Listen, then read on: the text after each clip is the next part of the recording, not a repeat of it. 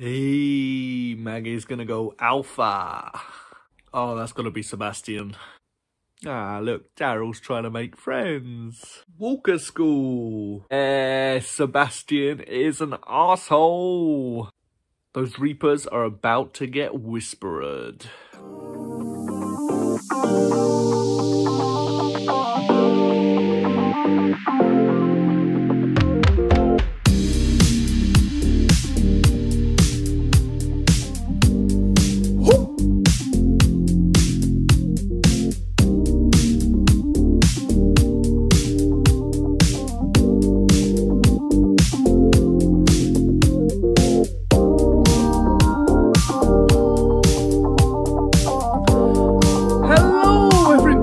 What an amazing episode. I'm so happy with this episode. This is my review for The Walking Dead Season 11, the final season, Episode 7. And yeah, man, there was so much good stuff in this episode. We get a lot of Commonwealth stuff. We get quite a bit of a payoff for like a certain character reveal, unless somehow it's not what I think it is. I'm pretty much 99% sure they're not going to misdirect us on this one. But yeah, a big character from the comics.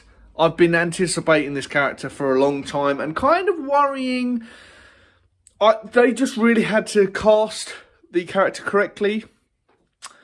And obviously they had to have the right introduction. But man, I think they've done it. I think they've done it pretty well. Like, this character is basically meant to be an arsehole. He's basically...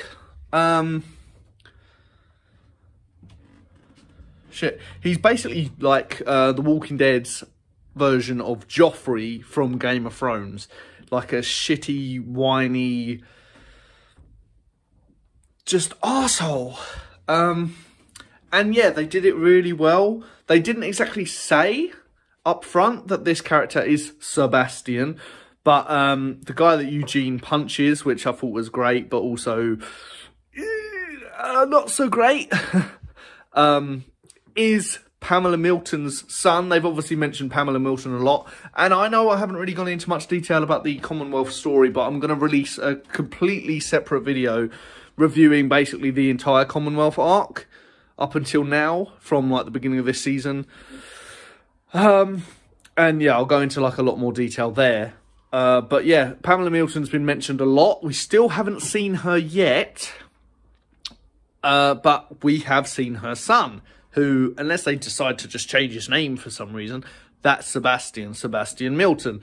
And his intro was just great. I mean, he has a line when he walks past the guys, and it's a pretty stuck-up line about them stinking or whatever, the Eugene and the walkers. I'm guessing Eugene as well, because they probably would smell almost as bad as the walkers, covered in blood and everything. And then he kind of carries on walking, and I was like, oh my god, come on, that's gotta be him. And yeah, it seems that that's what they're going with. I love the reveal. And just like already the character is just, he literally gets saved. Eugene and Stephanie, if that's really Stephanie, they kill a bunch of walkers. They save him and his girlfriend. And he's like, oh, what the hell? What are you doing? You're messing shit up. And he starts having a go at him. And it's like, what? Are you serious? Are you serious? So it's a good start for getting a feel of what this character is all about. Because that's pretty much what his character is, but getting worse. You know, you're meant to hate his guts. Which I think, based on this very short scene that he's in, good. I'm happy with how this character's going and the potential there. But yeah, I just love the reveal that, oh, do you know who this guy is that you just punched in the face? Eugene, the guy who literally doesn't punch people in the face. This is Pamela Milton's son, so you are fucked. And so it seems at the end that Eugene reveals their location, as in Alexandria and all of that, which he's been trying not to do for ages. He's wondering whether or not he can trust the Commonwealth. And I think we see a lot of evidence that the Commonwealth are... They're not the traditional villains that we're used to. They're not all out murdering psychopaths. They're a mixed bag, I would say, is a good way to describe them. We see Yumako's brother, who's been telling her, don't fuck this up for me, please. about, you know, he's actually a doctor, but he's a baker at the moment in the Commonwealth, because if they knew he was a doctor in the past life before the apocalypse, they'd want him to be doctoring now. And he's obviously one of the guys that has the potential to have a really well paid job, because obviously we know there is currency in the Commonwealth, which is just madness. They want to return to how the world was before the apocalypse, which I don't know why you'd want to do that. I really don't. Obviously, Tommy doesn't want to be like that. He wants a quiet life, being a baker, which is a bit different, because I'm sure there's a lot of people like Yumiko that would have had like high caliber jobs in the olden days, like being a lawyer, who was like, oh yeah, wow, this is great. But we know that there's a lot of members of our group who are going to be like, well, no, why? That's not cool. They either won't agree with the idea in general, or they would have just had like no job or a shitty job or not really much experience before the apocalypse, and be like, oh, well, this isn't a good way to live. Why are we going back to this kind of thing? I think that they've got it pretty much worked out already, how our communities have been. You know, you work hard to keep your community thriving, and you get looked after. You look after yourselves and each other, and that's how it goes. So you don't have, you know, Rick living in his mansion and then everyone else living in, you know, crappy little shacks, and they all bring him stuff. You know, that's kind of a bit like Negan, you know, everyone breaking their asses open to look after Negan. What we got? So yeah, the Commonwealth stuff I just thought was brilliant, and we've got the Commonwealth actually asking Eugene where his community is. I kind of thought that they'd be more on the spying side and getting the information out of him against his will, but the fact that they're asking and waiting for him to tell them, which I'm guessing at the end of this episode is what happens. He says wait, and then we don't actually see, but, you know, it's quite self-explanatory that he reveals the location of Alexandria. Just the fact that they ask instead of beating it out of him or, you know, spying and getting that information kind of says a little bit about them. Maybe they're not so bad. We also see Ezekiel with lollipops. He gets a lot of nice treatment, and he's really happy, and you can see he's more his old self, jumping around and full of energy and the excitement and positivity, which is great.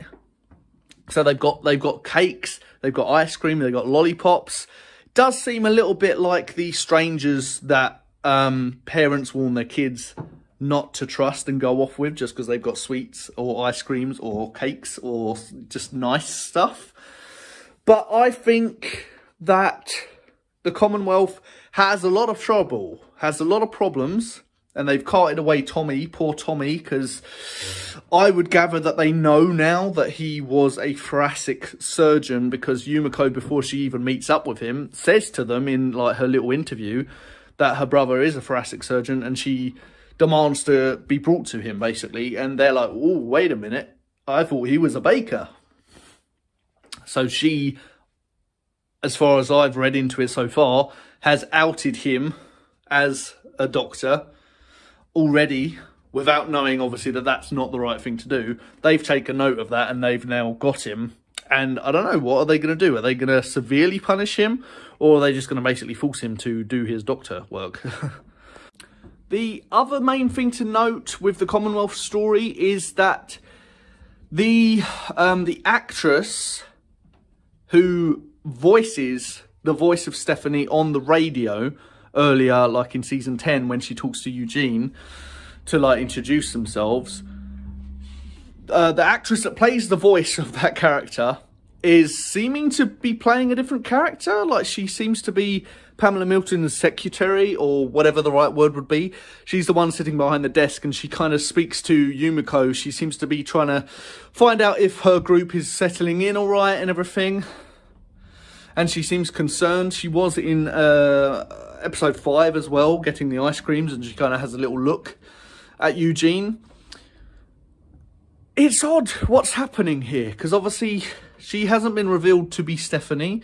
We've got another person playing Stephanie, but it's not the person that was the voice of Stephanie earlier on. So it's all a bit weird. Like, I thought that maybe this one that we're seeing that's actually hanging out with Eugene is a spy. But they then, at the end of this episode, just had, like, asked again, where is his community and everything, which I'm sure they could have got that information out of him using the spy. So the spy isn't exactly spying very well if they are a spy. So that storyline's still very confusing. I'm hoping there's going to be like a reveal that actually makes sense. But it's just interesting and really weird that she's been in the background, and she's obviously concerned about this new group, and I'm guessing Eugene. So yeah, we don't know what's going on, but it's just intriguing. I'm sure they'll go into it a bit later. So the other half of the episode was pretty much the Negan-Maggie dynamic, which I live for those moments. They are my favourite characters.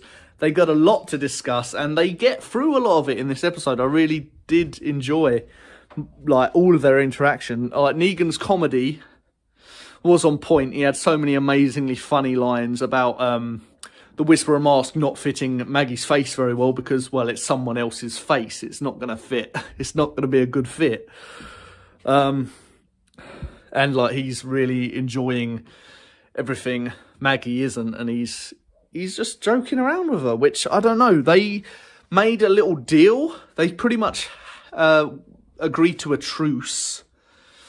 Negan was like, okay, I'm going to help you out, but only if you promise, in front of Father G, in front of the man of God, if you promise that you're not going to kill me and that we're even, I'll help you out now. And Maggie, of course, at first is like, we'll never be even, because, yeah, I understand. I think Negan so far, and also some of what he said in this episode with, like, his brutal honesty, and showing that he's just an honest person fundamentally. And as far as villains go, at least, and really any character on The Walking Dead, he is extremely honest. You know, he might have said some misleading things in the past. He might have actually lied in the past a few times. But generally speaking, he's a very honest person, especially for, like, you know, a villain. So, I mean, if he was to promise something and I was in Maggie's situation, I'd probably trust him. I actually think that I would trust him more than I'd trust Maggie, because, I don't know, Maggie later on says that she hopes that she can keep her promise to obviously be done with wanting to kill Negan and everything, but I think they've got a long way to go. She asks, would you do it differently? Like the whole Negan at his most Negan moment, like obviously the Glenn and the Abraham thing. And he says, yeah, I would. And they kind of seem like it's going to be leading towards something a bit more positive. But he says, I would have killed the whole lot of you. Which makes sense, because he goes into, like, how the apocalypse is the apocalypse. There's not as many people to fight for. Like, we know that he lost a lot when his wife died, thanks to a lot of dialogue that he's had in the past, and also finally the bonus episode that we had of his backstory, which I thought was just fantastic. I see that he lost so much, and he realised that to keep everything else, like obviously his community that he had as Negan, he had to play the Negan role to, like, its fullest and throw himself completely into that. And obviously he lost a lot of his humanity to do that. And yeah, the Glenn and Abraham thing was pretty much him being his fullest Negan. You know, and it just shows that he didn't lie to her and say, oh yeah, I'm so sorry, I wouldn't have killed them. Like, if I could go back in time, I would take it all back. He says, no, I would have killed all of you, because it probably would have saved my community and my people. And it just shows that he's honest. Maggie, like, asks, why would you say that to me? As in her specifically, you know, because it's pretty hard to take, but it pretty much proves that he is an honest person. And he says the only way we can get through this is if we're honest with each other. So, yeah, I think it's good. He's also, of course, helping her learn how to be a whisperer, which I just thought was hilarious. And, like, he's helping. Maggie does say that he is helpful. We get a little scene with Gabriel, he goes off to like scout and find the Reaper's base, obviously Maggie's old base. And he comes across one of the more religious seeming Reapers, like we saw him before. He was saying a few words when one of their, you know, brothers died. And he seems, out of all the other Reapers, to be the most religious that we've seen, like, so far, that we've actually seen evidence of. And Gabriel just kind of sits there. He obviously doesn't want to get seen. He doesn't jump out and kill the guy, but maybe he feels like he can't, or that he's compromised. I don't know. I was expecting that scene to be a little bit more, because it was literally in the synopsis that Gabriel meets a man of God. So I thought that they would actually properly meet and have an encounter. So it was a bit odd. Nothing really comes of it. The religious guy is talking to God. We know that Gabriel, I don't know exactly where he is. He's, does he still believe in God? He's still saying his godly stuff. And they like have a little mini funeral where he says a few words. But we've also seen him brutally murder and torture quite a few people in the past now, with, you know, Dante and Maze. Yeah, instead of allowing him to like redeem himself, he bashes his brains in with Aaron's spiky fist. So yeah, maybe it's just to show that Gabriel wishes he could have that connection to God still, or it's just showing the parallels. So obviously he is a man of God, and so is this Reaper dude, and the Reapers and them, they're similar in a lot of ways, which I do agree with. Pope's obviously a little bit crazy, a bit of a lunatic, but the rest of them are generally, they care about each other. They're normal human beings. They're just the enemy group that they're dealing with. Daryl and Leah, they have a little bit of a conversation, and I really wish we knew what had started all of this between Maggie and the Reapers. Daryl seems to try and get it out of Leah, but Leah basically just says very vaguely that they needed a community, they needed like a place. They found a place, they killed them all, ran them out and took it over, and that's as simple as it is. Is that how it went down? Is that all that it is? Because it makes sense, I guess, like to it's a pretty brutal, savage way of doing it. You know, instead of trying to make friends and say, hey, can we join this community? They were just like, oh, fuck it, we'll kill them, get rid of them, and then we'll take it over. Which is definitely a way of doing it. They did it and it worked for them. And then Daryl kind of says, well, okay, well, you won, so why are you still going after them and trying to kill them? And it's like, well, Leah says, in case they come back, you got to tie up those loose ends, which does make sense, but it just feels like there's got to be something else. There's got to be something else. Maybe not. Maybe it is literally just as simple as that. But I don't know. And also at the same time, we've got one more episode of this half, and I really thought the Reaper arc would be done in this first half. So really, do we have just another 40-ish minutes, and then the Reapers are all going to be wiped out? It's all going to be tied up nicely?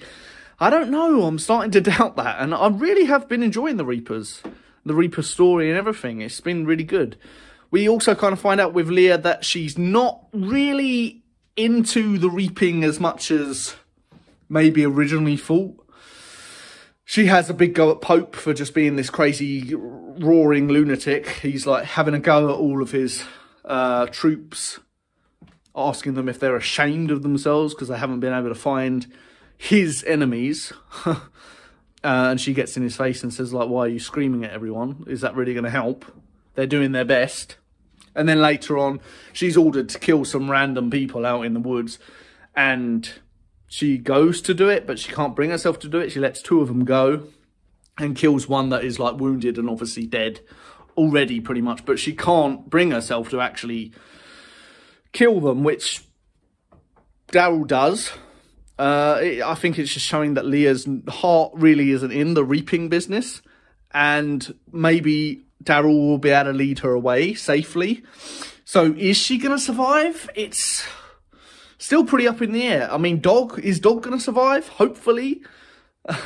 Daryl, yeah, we basically know that he's going to survive the entire series anyway, so I'm not worried. But Leah, I really don't know. I don't know. Like, is she going to die tragically in episode 8? Are all the Reapers going to die in episode 8?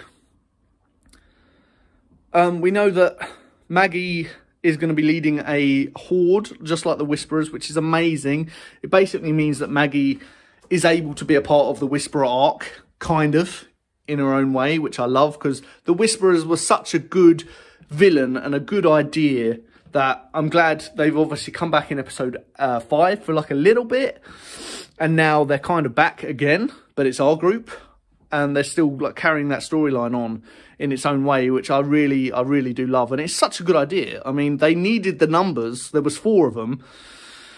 You know, Maggie, Elijah, Gabriel and Negan. They needed more people, so they went out and got some Walker friends. Which, yeah, okay, it makes sense. But again, like, the Commonwealth has kind of just started, I feel like. They've obviously given us a bit of information, a bit of a storyline, a bit of a build-up. But in this episode 7, it's kind of, the shit's hit the roof. Has Eugene told them about Alexandria? What are they going to do with that information? Are they going to rock up? A lot looks like it has to happen in episode 8 to kind of wrap these storylines up just a little bit. I know we've got another two-thirds, I was going to say halves, but that doesn't make sense, of the series left. But I feel like they've got to wrap up a lot. Like, where's Alden? Is he fine? Is he going to turn up at the end? Is he dead? Are they going to reveal that he's dead? Are they never going to find out? Is Connie going to have a proper reunion? Like, is she actually going to say a few words with Kelly, Carol, Magna, Daryl? Alexandria is going to be attacked by a storm and loads of walkers in this next episode. Are they all going to starve to death? Are they going to get a little bit of food? I don't know. It's crazy. Like, is it an extended episode? Because I haven't heard that it is, but 40-ish minutes. It might be 42, 43, maybe even 45 minutes. But is that long enough to wrap all of this up? I mean, it seems like it's going to be action-packed and pretty crazy, but I feel that all of the episodes have been, maybe not action-packed, but they've been story-packed. Like, so much has been going on. You know, episode 5 and episode 7 especially. It's crazy. It's crazy. And the excitement for episode 8 is just mental. But how are we going to wait between this third and the next third? Like, even just waiting a week for me is torture.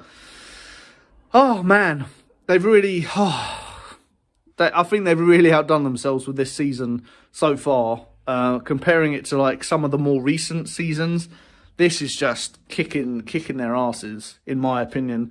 I know the last episode 6, the more horror one, wasn't really my cup of tea. I said that maybe I'm one of the minority that didn't like the episode that much. I mean, a lot of it was good. It's just the horror. It just didn't do it for me. And I got like 2 dislikes on my last review of that episode. So I feel like people were big fans of that episode. I saw a lot of people say great things about it. So, you know, I'm not trying to diss The Walking Dead. It is literally my favourite TV show of all time. And I've seen a lot of TV shows. It's one of my favourite things in life. So when you know, there's an episode that doesn't quite 100% hit with me, I don't mean it to seem like I'm hating on the episode. Like, a lot of that episode I really liked.